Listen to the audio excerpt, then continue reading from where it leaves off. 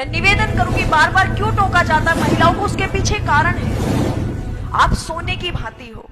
वो कहती कि पुरुषों को भी टोकिए, ये भी तो शॉर्ट्स पहन करके गली में वॉकिंग करने के लिए चले जाते हैं, हमें क्यों टोका जाता है? तो ध्यान देना, इसके पीछे बहुत गहरा रीजन है, शायद आप समझ पाओ। पुरुष एक लोहे की भांति है, लोहे से तुलना की गई है पुरुष की, लेकिन महिला एक हीरे की भांति है, एक गोल्ड की भांति है, सोने की भांति है। आपने देखा होगा, आप यहां से बाहर निकलेंगे, लोहा आपको कहीं भी पड़ा मिल जाएगा। जहां कहीं भी आपको पता चले कि लोहे का काम यहां होता है, तो दुकान से बाहर पड़ा हुआ है, कहीं भी रास्ते में पड़ा हुआ मिल जाएगा, उसकी कोई देखरेख के लिए सिक्योरिटी वगैरह नहीं है। लेकिन जब आप कोई ज्वेलरी खरीदने के लिए जाते हो, गोल्ड और डायमंड की, तब भी यही स्थिति होती है क्या?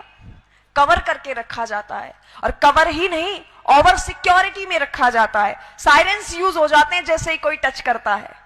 लेकिन यहां स्थिति विपरीत आई, आप सोने की भांति हो। और मुझे समझ नहीं आता कि हमें छोटे ड्रेसेस पहनने में ही क्यों स्वतंत्रता चाहिए?